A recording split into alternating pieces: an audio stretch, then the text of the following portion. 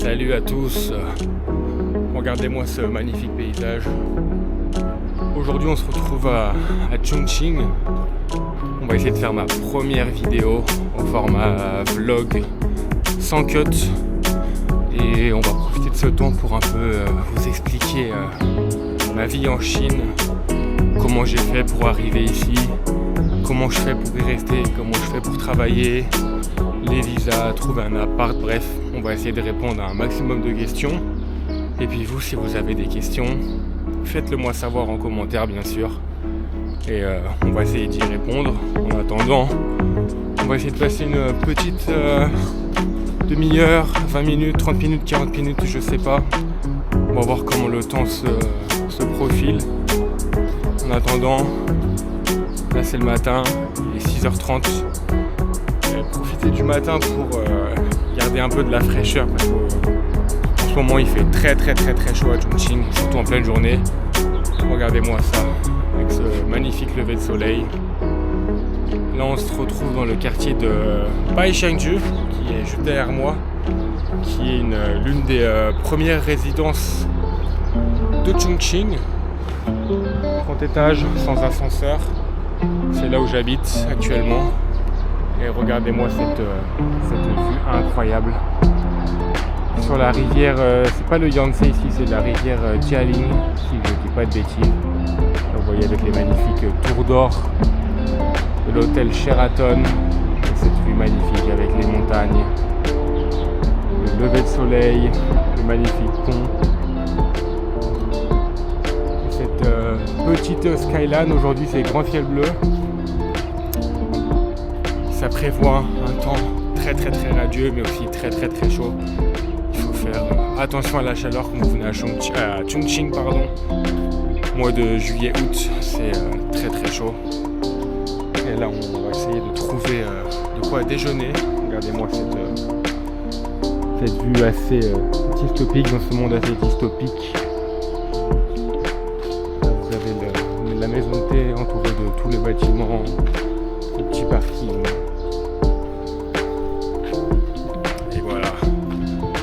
Pour les petites présentations, là on va faire une vidéo pour le format YouTube.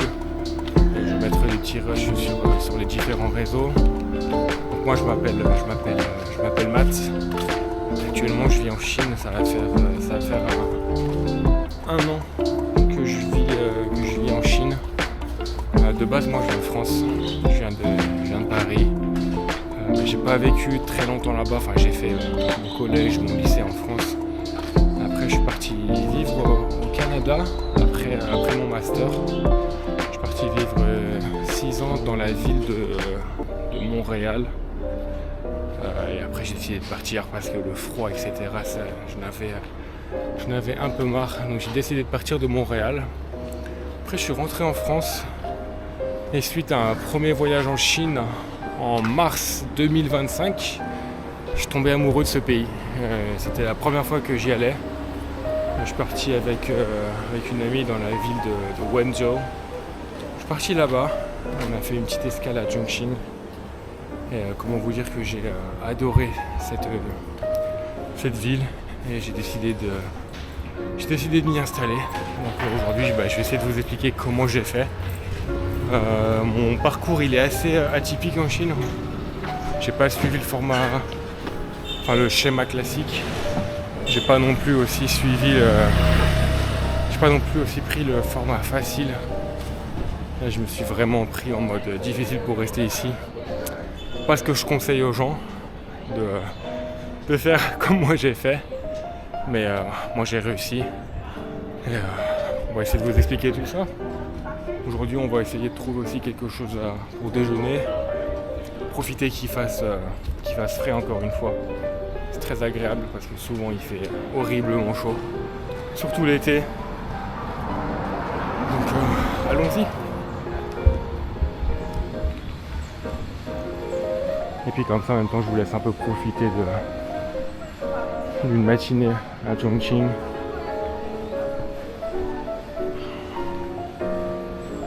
Aujourd'hui on est vraiment dans un quartier résidentiel dans le district de Yuzhong.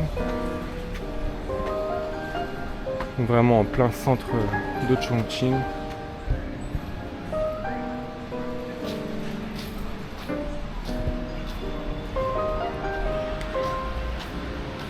sorte de rue ici.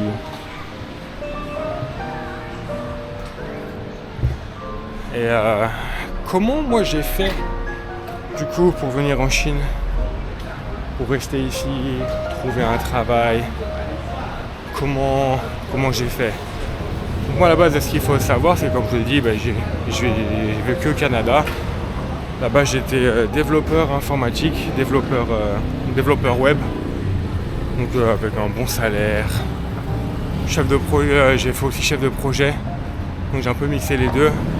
Et à la fin, je suis plus parti sur la partie technique, donc en tant que développeur informatique. Très bon salaire, etc. Mais cadre de vie qui me plaisait plus trop. Surtout que là-bas au Canada, j'ai eu un événement qui m'a fait un peu réaliser que la vie était très très très courte. J'ai perdu mon appartement là-bas suite à un incendie. Donc, moi, je me trouvais dans l'appartement. Ça m'a fait réfléchir sur pas mal de choses. Là-bas, je commençais vraiment à bien m'installer, avoir un bon salaire. Encore une fois, j'étais avec ma copine de l'époque. Tout roulait bien. Vie posée, voiture, appartement, etc. Mais cet incendie m'a fait réaliser que la vie était courte et que tout peut s'arrêter du jour au lendemain. Tout ce qu'on a construit, tout ce qu'on a amassé comme bien, comme propriété, etc. Et que rien n'est éternel et qu'il faut vivre sa vie du mieux possible, on va dire. Et moi j'avais toujours eu comme objectif de vivre en Asie, que ce soit au Japon, ou en Chine, ou en Corée. Parce que c'est ce qui m'attirait depuis que je suis tout petit en vrai. Enfin, depuis que je suis tout petit, depuis que j'ai une dizaine d'années, on va dire. Toujours voulu vivre un peu dans cette partie du globe, mais j'y avais pas vraiment pensé. Je voulais faire le PVT Japon, ça je m'étais renseigné sur ça, mais quand j'ai voulu faire les démarches, quand j'ai voulu sauter le pas, je me suis rendu compte qu'il était un peu trop tard, parce que je crois la limite d'âge c'est 30 ans, il faut faire la démarche avant 30 ans, et malheureusement moi j'entamais mon année des 31, donc un peu trop tard. Et puis la Chine, ça s'est un peu fait comme ça. J'ai ma pote qui est chinoise du coup qui m'a dit écoute, moi je pars en Chine, est-ce que ça te dit de venir avec moi? Donc je dis ouais, pourquoi pas. En plus là-bas elle connaissait un barbeur. Donc je suis parti là-bas, on a rencontré les gens, c'était vraiment un très beau voyage. Et puis sur le retour je me suis dit tiens, je crois que j'ai quelque chose à faire en Chine quand même. J'ai aimé la vibe ici, c'est surtout dans cette ville de Chongqing très futuristique, de par les bâtiments mais aussi très anciens, très bruts. Et j'ai décidé de rester ici. Et en plus j'avais un peu sympathisé avec son pote barbeur. Je lui avais demandé ce qu'il pouvait me prendre en formation pour qu'il m'apprenne un peu les techniques de coupe sur les cheveux chinois. Moi je coupais un peu mes potes par-ci par-là. Je m'étais jamais dit que je pouvais en faire mon métier. Là je me suis dit vas-y, je suis en Chine, j'ai rencontré ce barbeur, je suis dans une ville que j'aime bien. Est-ce que c'est un signe au final? Donc ce barbeur m'a dit ok. Et il a accepté de me prendre dans son salon en tant que formation, etc. Bref, c'est un truc un peu sous le manteau, etc. Donc je suis parti là-bas un mois à Chongqing. Je suis parti un mois pour apprendre les techniques de coupe. Là-bas, je me suis trouvé un petit appartement vraiment très très très très petit, vraiment assez, pour pas dire dégueulasse, mais vraiment un appart miteux. Mais bon, j'étais content, j'étais à Chongqing. J'avais une petite occupation là-bas en tant que barbeur. Et après le premier mois, je me suis dit bon, ça fait un mois que je suis là-bas, qu'est-ce que je vais faire? Donc là, de là, je suis rentré en France. Un petit mois, je crois que c'est ça, je suis rentré en France 3 semaines, un mois.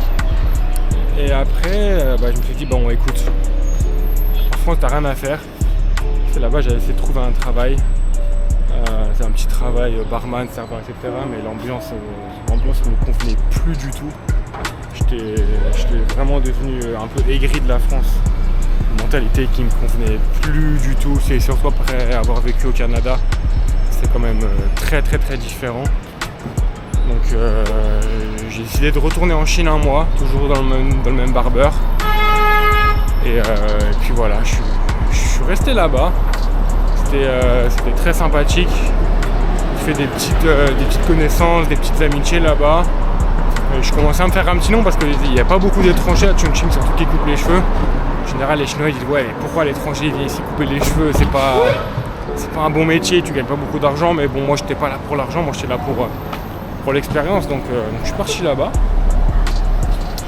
Et puis après ce mois-là, donc là ça faisait 2 mois que j'étais en Chine, pas 2 mois d'affilée, mais 2 mois que j'étais sur le territoire. Et là je me commençais à me dire bon, en vrai j'aime vraiment bien la Chine, j'aime vraiment bien cette ville de Chongqing.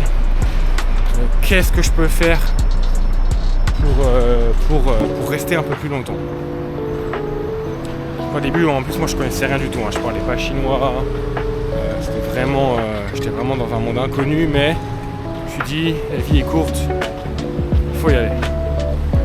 Donc au début, je me suis dit, là avec la France, t'as pas besoin de visa, tu peux rester 30 jours sur le territoire chinois.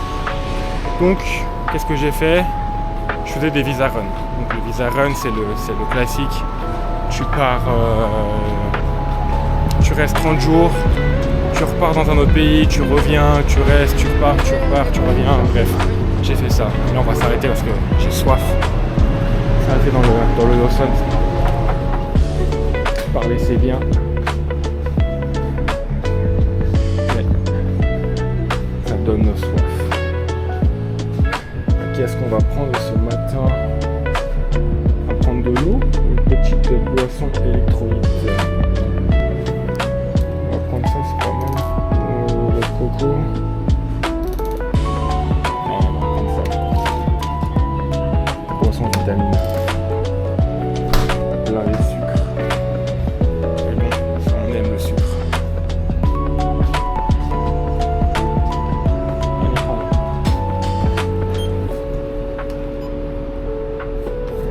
Pour payer avec WeChat.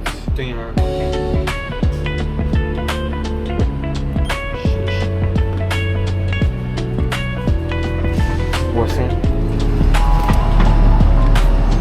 Et où est-ce qu'on en était?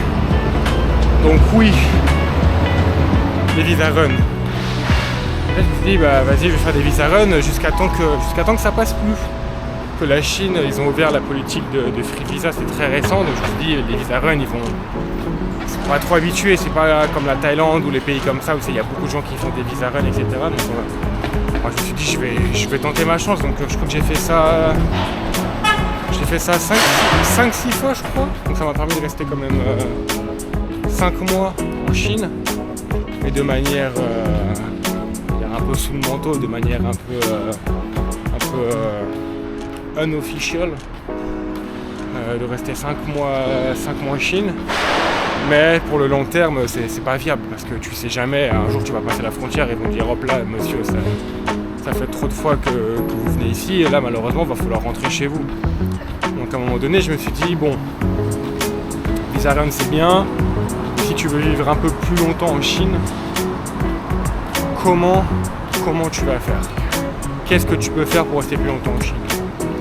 Et là j'ai regardé un peu autour de moi, donc là t'as peu de solutions on va dire, parce que la Chine c'est vraiment pas un pays d'immigration, c'est très compliqué, donc soit tu fais un visa de travail, pour ça tu dois trouver une entreprise, elle te sponsorise et visa de travail classique. Après t'as le visa étudiant, donc ça tu rejoins une université de langue ou n'importe quel cursus universitaire. Et là tu as un visa étudiant, donc là les visas étudiants tu as visa X1 et visa X2. La différence c'est que le visa X1 je crois tu peux rester 3 mois et le visa X2 tu peux rester 6 mois ou inversement, bref c'est quelque chose comme ça. Et après c'est les visas de business, donc là le visa M, tu peux rester jusqu'à 3 mois, il faut trouver une entreprise qui te sponsorise, etc. Et après tu as plein d'autres petits visas cachés, visas investisseurs, etc. Mais ça on va pas trop rentrer dans le détail. Et moi j'avais trouvé un agent plus ou moins shady ou pas, qui m'avait dit écoute, si tu crées ton entreprise à Chongqing, tu peux te faire ton visa via ton entreprise. Et moi je me suis dit écoute, c'est la voie royale, je vais ouvrir mon barbershop ici et je vais me faire mon visa via mon barbershop. Donc sur le papier, c'était la solution royale, quoi. Mais ça s'est pas passé comme prévu.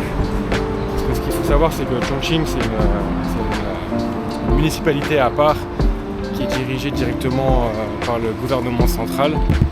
Et malheureusement, cette solution ne marchait pas parce que ouvrir une société de barbeurs et pouvoir s'auto-employer, c'est un domaine qui n'est pas fait pour les étrangers. On va dire que le métier de barbeur, c'est pas reconnu comme un métier à valeur ajoutée ici. Donc en tant qu'étranger, tu ne peux pas travailler en tant que barbeur. C'est compliqué surtout de se faire un travail. Se faire un visa de travail. Si j'avais été dans une autre ville type Shanghai, Shenzhen, dans les zones économiques exclusives et spéciales, je crois que c'est comme ça que ça s'appelle, j'aurais pu me faire le visa de travail en tant que barbeur. Mais malheureusement à Chongqing, ça passait pas. Donc là, grosse désillusion, je me suis dit bon bah la Chine c'est fini, qu'est-ce que je vais faire maintenant? Et au fur et à mesure que je restais ici, que je tirais un peu sur la corde avec les visa run, j'ai rencontré des gens qui m'ont dit bah écoute, t'es grand, t'es pas trop dégueulasse, est-ce que t'as déjà réfléchi à être modèle? Moi je me suis dit bah en vrai il y a plein de personnes qui m'ont dit ouais tu peux être modèle parce que encore une fois je suis grand etc, mais c'est un truc auquel j'avais jamais réfléchi, surtout en Chine. Je me suis dit bah c'est moi je suis pas blanc, j'ai un peu de barbe, j'ai des tatouages, est-ce que ça va marcher? Et au final ça a marché, j'ai rencontré un agent qui m'a dit ouais écoute tu peux être modèle, en plus on peut te faire un visa de travail. Le visa de travail c'est 6 mois mais ça coûte 6 000 yuan. Donc le visa de travail payant, etc. Mais ça pouvait me permettre de rester 6 mois en Chine, enfin 3 mois en Chine pardon, et de pouvoir travailler en tant que modèle. Donc pouvait me permettre de rester un peu plus longtemps en Chine et de travailler quoi pour le coup. Donc un peu essayer de commencer à construire ma vie ici. Et là franchement bah, c'est ce que j'ai fait. Donc ce visa je l'ai fait 1 fois, 2 fois, 3 fois, donc ça m'a permis de rester 9 mois en Chine de manière légale avec un visa de travail. Je vais poser la caméra, je ne sais pas si le plan va passer.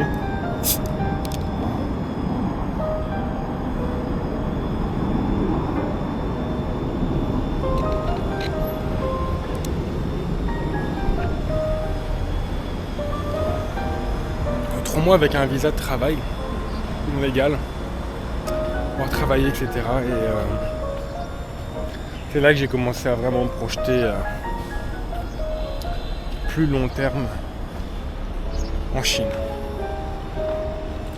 Et puis là voilà, aujourd'hui il me permet de me retrouver dans la ville de Chongqing et de faire ce vlog d'essai. Je sais pas ce que ça va rendre, surtout sans montage en no cut. Je pense que ça va un peu trembler au niveau de la caméra. Je sais pas, vous me dites ce que vous en pensez, si c'est intéressant, si le format est bon ou si je dois filmer autre chose. On va regarder ça.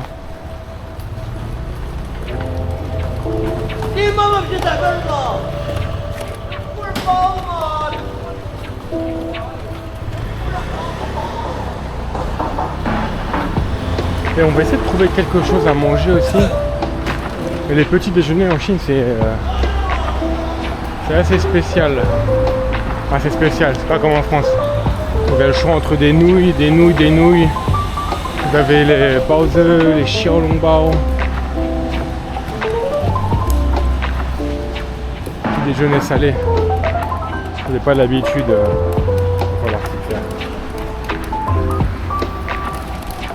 Et du coup avec ce visa de travail, j'ai quand même fait ma petite activité de barbeur. Mais ça je la faisais un peu sous le manteau on va dire. Mais j'avais quand même mon entreprise qui tournait, j'avais quand même réussi à ouvrir mon entreprise, juste que je ne pouvais pas me faire un visa de travail avec. Donc j'avais quand même mon entreprise à faire tourner. Donc pour ça je m'étais associé à un de mes collègues, un pote, Maintenant on est plus potes, mais ça je vous expliquerai peut-être dans une prochaine vidéo. On s'était associés du coup, donc on travaillait tous les deux. J'avais offert mon petit studio chez moi parce que j'avais un duplex. Donc on s'était associés tous les deux, on travaillait là-bas, donc comme ça pouvait me permettre toujours d'être barbeur, en plus d'être modèle, etc. Donc ça me permettait de diversifier un peu mes sources de revenus.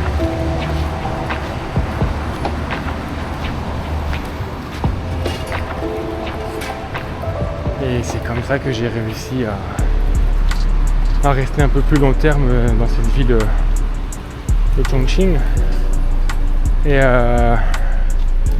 de plus, après j'ai rencontré pas mal de gens, j'ai commencé à faire des vidéos sur Insta, sur TikTok, etc.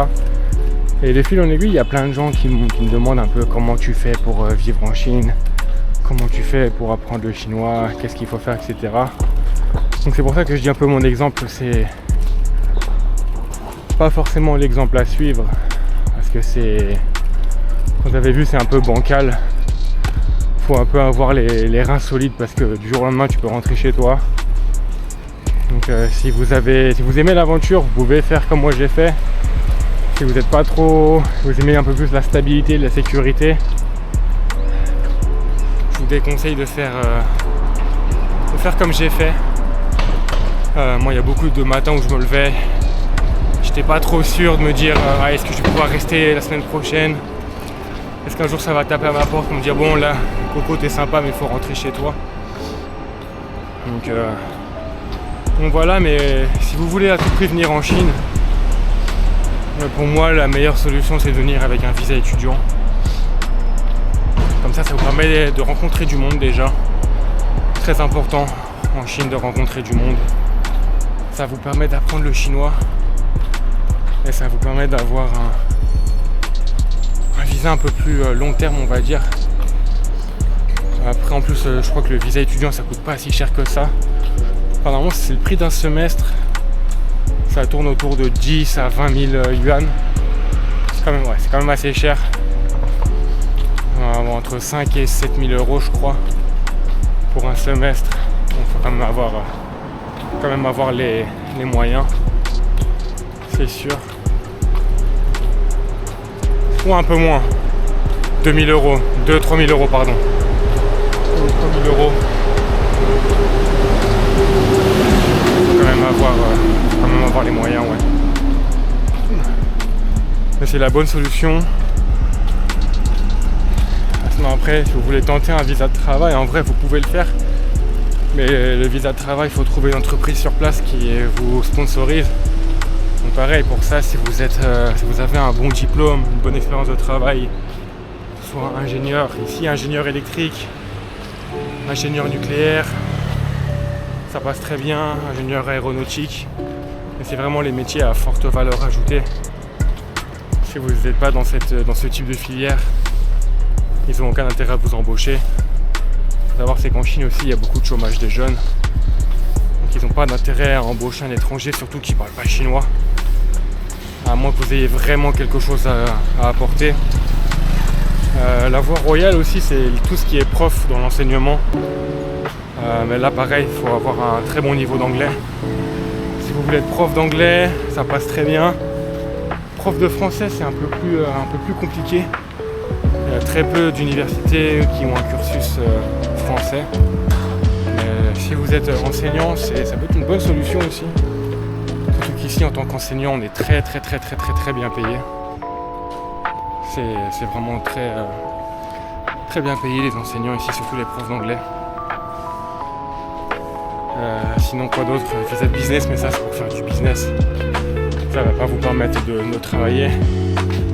Ça va vous permettre de rester en Chine un peu plus long terme, un peu explorer la Chine, comment ça se passe, etc. Mais ça va pas vous permettre, on va dire, de travailler. Et puis là aussi il faut trouver une entreprise qui est prête à vous sponsoriser. Là regardez, je vais vous montrer cette vue incroyable avec la petite passerelle qui rejoint un bâtiment. Donc c'est vraiment un monde dystopique, cette ville de Chongqing, surtout en pleine journée en fait. Enfin surtout en pleine nuit, pardon. C'est vraiment incroyable. Regardez-moi ça. Vous avez vu. Et ouais, pour en revenir, en vrai, si ce format vous plaît, si vous voyez des petits axes d'amélioration, faites-le moi savoir. J'ai pas trop l'habitude de me filmer sur un long format comme ça, avec où je dois parler en continu en plus. Surtout quand je fais des lives, en général il y a une interaction avec le chat, etc. Là c'est un peu plus compliqué de parler tout seul. Essayez d'avoir une bonne structure. Donc n'hésitez pas à me donner des axes d'amélioration pour ça. Là, je vous montre un peu comment ça ressemble le matin à Chongqing. Et sinon, pour apprendre le chinois, parce que encore une fois, si vous venez en Chine, il faut parler chinois, les gars et les filles. Il faut parler chinois. Je crois qu'en Chine, il y a 1 ou 2% de la population qui parle anglais. Et encore, j'émets des réserves sur ça. Très peu de personnes parlent anglais. Et de toute façon, comme je dis, si vous allez dans un pays, il faut apprendre la langue. Pour moi, c'est quelque chose de non négociable. Apprendre la langue, ça permet d'abord c'est un signe de respect. Et ça permet d'apprendre la culture, ça permet d'apprendre l'histoire d'un pays à travers la langue. C'est très important pour comprendre les différents aspects d'un pays. Donc apprendre la langue, c'est obligatoire selon moi. Il y a quand même pas mal d'étrangers qui vivent en Chine sur le très long terme et qui ne parlent pas du tout chinois. Je sais pas comment ils font franchement dans leur vie de tous les jours. J'ai rencontré des gens, ça faisait 4, 5 ans, 10 ans qui habitent en Chine et qui parlent pas du tout chinois. Encore une fois, tu peux vivre en Chine sans parler chinois. Tu es avec ton téléphone, tu peux commander, tu as le traducteur, etc. Mais bon, après pour te faire des amis, etc., c'est très compliqué quoi. Très compliqué, et puis même si toi tu dis à des Chinois, ça fait 10 ans que tu habites là et tu parles toujours pas chinois, et même un mot, c'est très compliqué. Donc apprenez le chinois, surtout si vous voulez venir en Chine à long terme. Pour apprendre le chinois, il y a pas mal de techniques, mais la meilleure technique selon moi, c'est que vous allez sur YouTube, vous regardez des vidéos. J'ai failli me casser la gueule. Vous regardez des vidéos, que ce soit des vlogs, des podcasts, etc. Et vous essayez de faire du shadow. Dès que vous avez une phrase, vous mettez pause, vous essayez de la redire. Vous regardez un peu le vocabulaire, comment ça fonctionne, comment on construit des phrases, etc. Essayez vraiment de faire comme ça. Ou sinon vous prenez des cours, si vous avez les moyens. Mais le plus important pour la maîtrise de la langue chinoise, c'est la prononciation et les tons. N'ayez pas peur de paraître stupide, etc. Essayez vraiment de bien prononcer les mots, c'est très important. La Chine, c'est une langue avec les tons. Comme vous savez, tu as le A, A, A, A. Donc faites très attention. Le sens des mots change complètement selon le ton que vous utilisez. Donc apprenez le chinois, les gens. Apprenez le chinois, c'est très important. Et, votre expérience sera très très très différente. Même si vous parlez un tout petit peu chinois, croyez-moi, vous allez avoir une expérience complètement différente avec la Chine.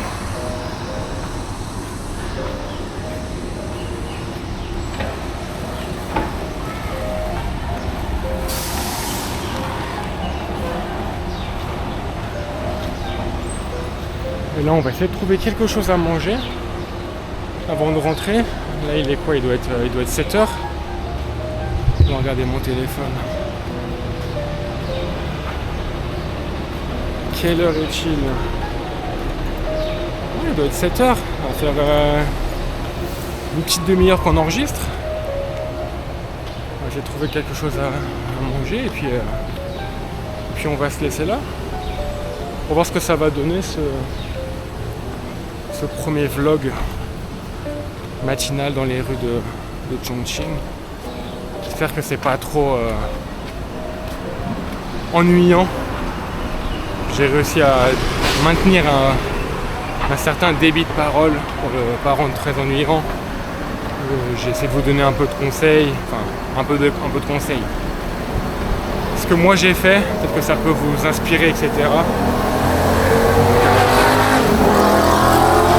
N'hésitez pas à me faire des retours. Et puis on va voir ce que ça va donner en vrai.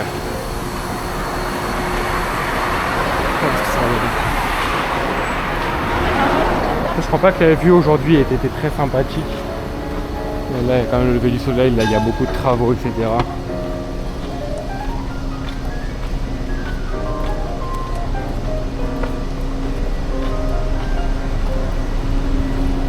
On va essayer de trouver de quoi manger.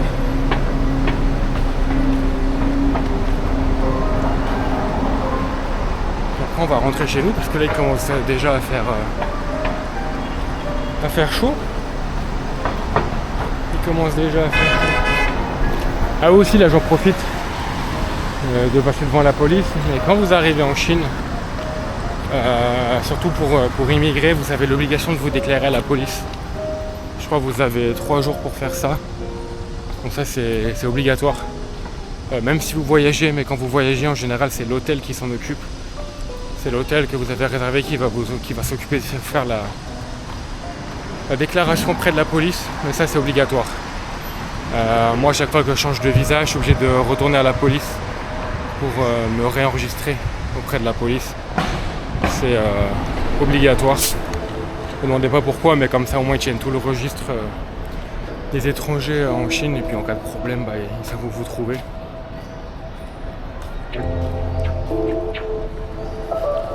Comme ça c'est obligatoire.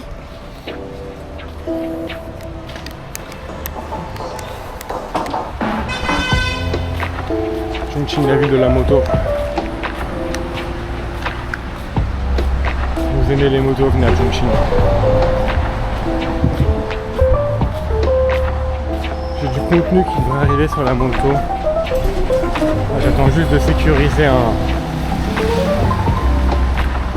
autre travail pour vous le présenter. Mais ça devrait arriver bientôt.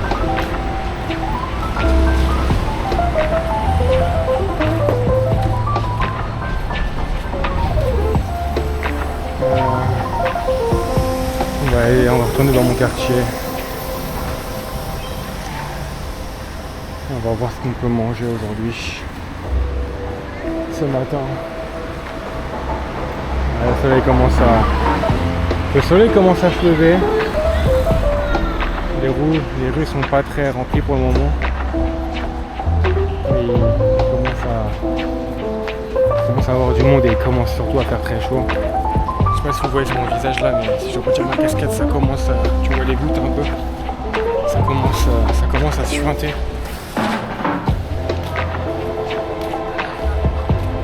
Comme ça, il y a Chongqing, il fait très chaud. L'été, juillet, août, très chaud.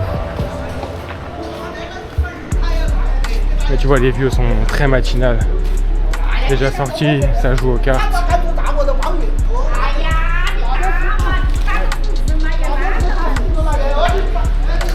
Ça c'est bien au Chine aussi quand on est dans un quartier résidentiel, c'est toujours très animé. C'est marrant.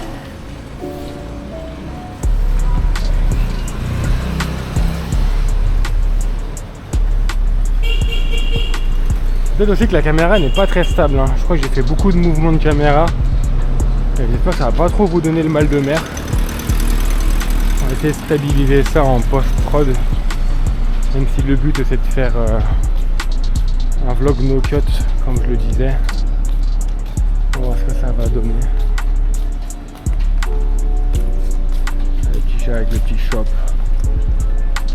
Allez, on va retourner dans ma résidence. Donc, tout ça là c'est que des restaurants de hot pot. Hot pot qui est la spécialité de Chongqing bien sûr.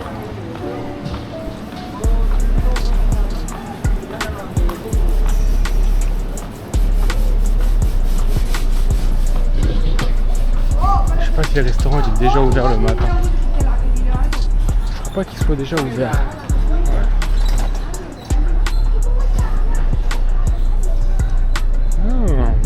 qu'il est ouvert. Eh oui, il est ouvert.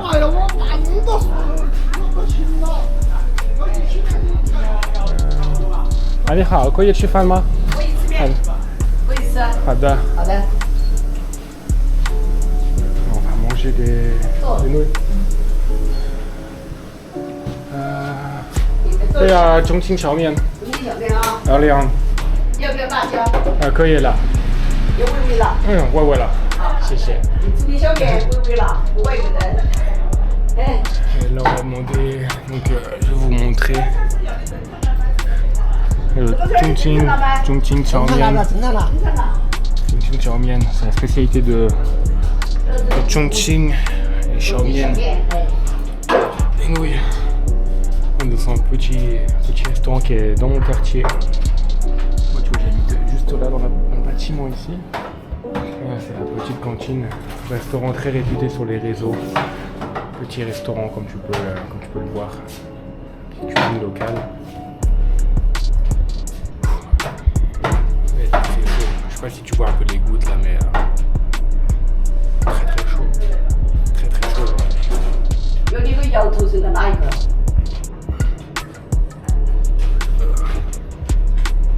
va essayer de poser la caméra. Je sais pas si ça va bien.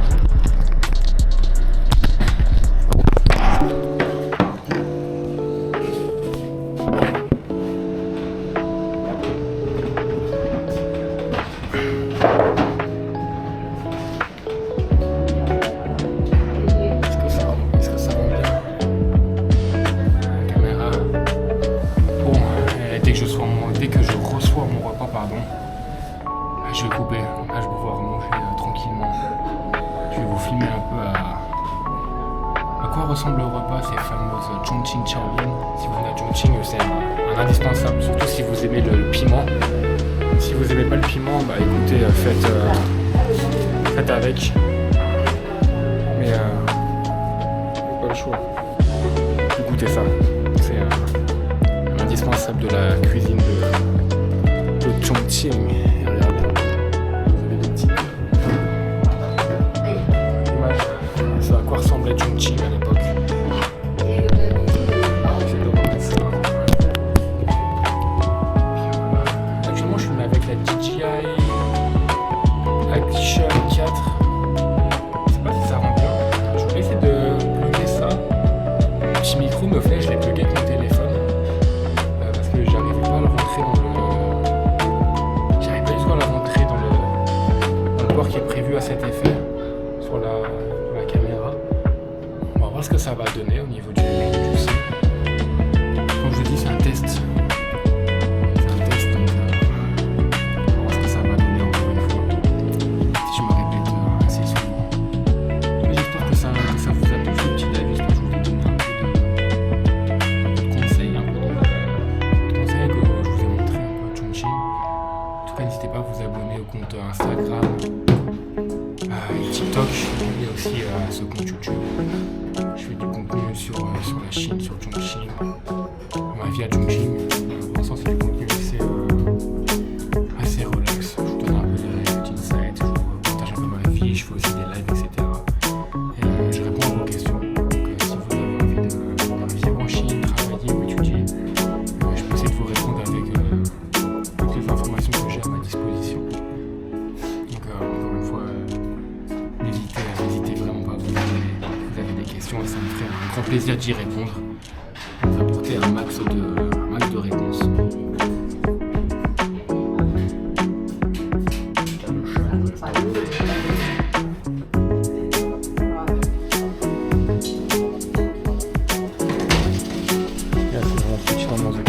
Faudrait que je vous fasse une petite visite de ce quartier aussi. Je vais faire ça en matin parce qu'en général il fait très chaud. Ah, chez Là vous voyez, là le fameux Chongqing Chao Mian. Pour le matin, bol de piquant. Et on est à Chongqing, il faut combattre le feu par le feu, comme dit la médecine chinoise. Et ça quand tu manges, t'as juste à